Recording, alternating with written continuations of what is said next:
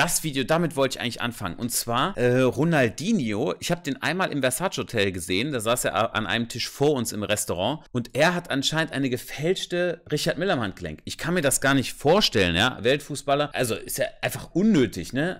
Aber wir gucken mal rein, was denn da so dran ist. Pains me to record this video because I'm talking. Man muss sagen, Watch Anish, einer der erste Uhren-Influencer, den es gab, vor Jahren angefangen. Und ja, Ronaldinho hat 0 Geld und war sogar 2 Jahre im Gefängnis. Tatsache, habe ich jetzt nichts von mitbekommen. Aber jetzt ist wieder alles gut, oder? About a guy who's been an idol of mine growing up. You know, the things that he accomplished in sport, football was incredible to me. It's still one of the most technically gifted players I ever saw to this day. I watched him play live. The guy was incredible. I don't know him personally, but I feel like I have a loyalty to him because of the great things he achieved. I saw a photo the other day and I had to look further into it, and it's with a heavy heart that I must tell you that none other than Ronaldinho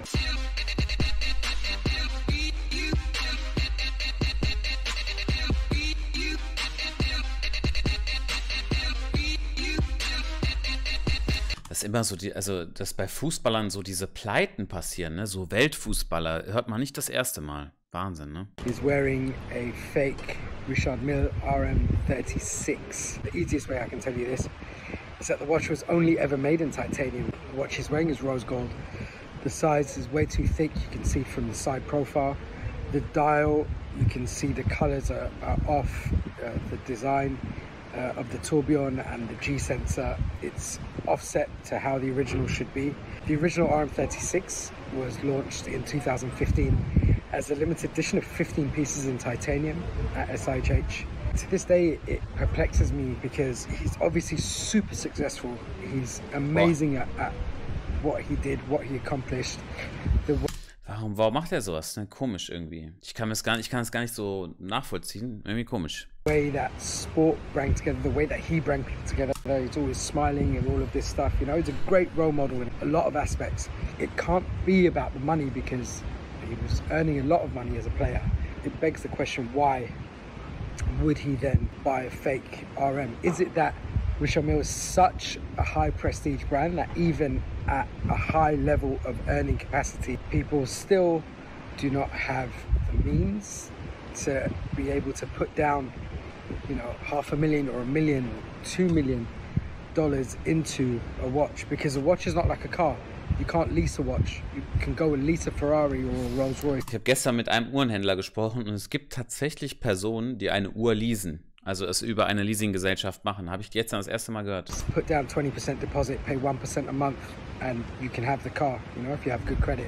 A watch, you can't do that. You can't lease a watch, you can't rent a watch. You either own it outright or you don't. I feel like that's one of the reasons why we see so many famous people pretending to own these watches. And the thing is, the brand status of RM is so strong, it's so big, and the positioning is so high that it has become like the status symbol. It's like the billionaire's handshake. I never get enjoyment out of calling people out. It's not something that I do for personal gratification, you know? A lot of these people are nice people. They do charity work, they do a lot of nice things. My responsibility is as a watch collector and as someone who has some influence in the watch market and with other people that are enthusiasts in this market, is to protect the years of design, R&D and development that goes into these watches from the brands that we buy, we invest in, we love. I know how many years, how many decades it took me to save up to buy my first RM. So I know that sacrifice and that feeling of owning it afterwards. And I feel like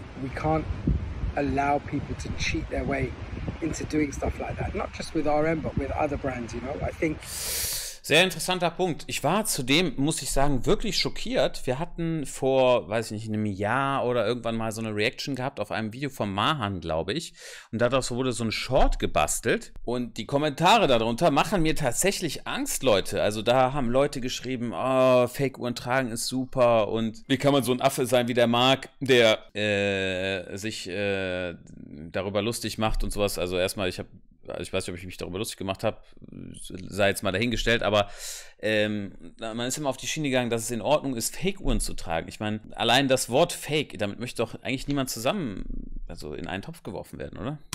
You know, we enjoy these things, we enjoy these products, we enjoy the creativity, we love the aesthetic, but all aspects of it, we want them to keep developing. We want these brands to keep pushing the boundaries of what they're doing in terms of products, in terms of innovation. And they can only do that with consumers that are buying the product. You know, if it becomes okay to wear a fake watch, this industry, it could be in big trouble. I don't want that. You know, I love this industry. I love watchmaking.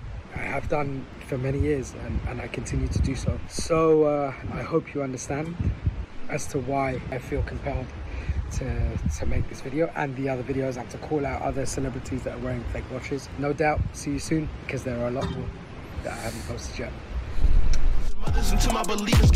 Wahnsinn, ja, Wahnsinn.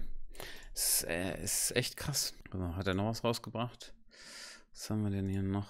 Don't believe Patrick David lies. Patrick bet David lies about Patek. Ich glaube, das habe ich auch schon gesehen. Okay. Alright, let's get ready for this video. We're gonna need this. Do you know if you own 7 Patek Philippe watches, they will eventually, after 7 that you own, they will make a one-of-one just for your family? Das wäre schön, ne? Wenn das so einfach geht. Holst dir 7 Uhren und machen eine Piece Unique. Boah, das wär's. Okay, this is an excerpt from a podcast by Ryan Pineda where he's interviewing someone called Patrick Bet David. Patrick is stated as being an entrepreneur. He has a verified Instagram account with 3.2 million followers. There's a 50-second clip in Ryan's podcast where Patrick talks about going into the Patek Philippe store in Venice. About a Patek Philippe watch. Okay, let's talk about the first thing here. It's pronounced Patek Philippe, not Philippe. I'm not gonna... Finde ich aber irgendwie auch, ne? Patek Philippe, habe ich auch noch nicht gehört, aber kann man auch mal bringen, ne? Muss ja... Also Patrick, es ist ja mit 2 P und E am Ende, könnte man auch denken, ne? Wisst ihr, welcher Name mir am meisten Kopfschmerzen gemacht hat? Ermenegildo Senja. Da gibt es manche, die sagen Zegna und so weiter. Das war auf jeden Fall ein sehr schwieriger Markenname. I'm just saying this so that you know from now on the brand is called and pronounced Patek Philippe. And I go to the store and the salesperson says, let me tell you what makes these things so special. Do you know the average Patek Philippe watch that's made? Some 1,100 people touch the watch. What? Oh my God, this is complete nonsense. There's not a single chance that a watch made by Patek is handled by 1,100 people. All of the watchmakers in the workshops, all salespersons and all office employees employed by Patek globally total 1,600 people. So unless the person who's making coffee in the Geneva manufacturer is also handling the watches, it's impossible for this number to be anywhere close. Muss ich sagen, nicht schlecht. Watch Anish hat da mathemäßig ihn ausgedribbelt, ne? Too accurate. Do you know if you own 7 Patek Philippe watches, they will eventually, after 7 that you own, they will make a one-of-one just for your family. One-of-one. Just for your family. Now maybe a $500,000 check, and maybe a $1 million check, but that watch they make that's one-of-one, it's only for you to one day pass it down to your son. Dude, come on. Who informed this guy about this stuff? Who said this to him, or is he just making it up? You buy 7 watches from Patek and they will make you a piece unique. This is the most ridiculous statement I've heard about. Komisch, ne? Wie kommt er drauf? Wer hat denn das gesagt? Also hat er sich... Das ist eine gute Frage. The brand. Anyone that's buying or collecting Patek can vouch for the fact. Even after owning 50 Pateks, you'll be lucky to have the chance to commission a piece unique from them.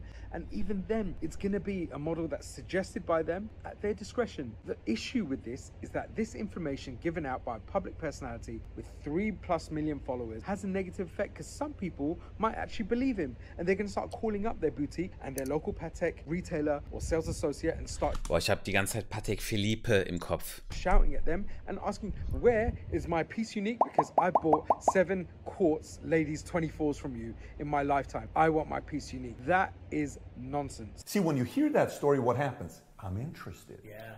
I'm like, this is pretty sick. Ja, okay. Ja, ist auf jeden Fall gut, dass er so ein Video gemacht hat, ne? Ein bisschen Aufklärung, aber so entstehen diese ganzen Gerüchte, muss man sagen.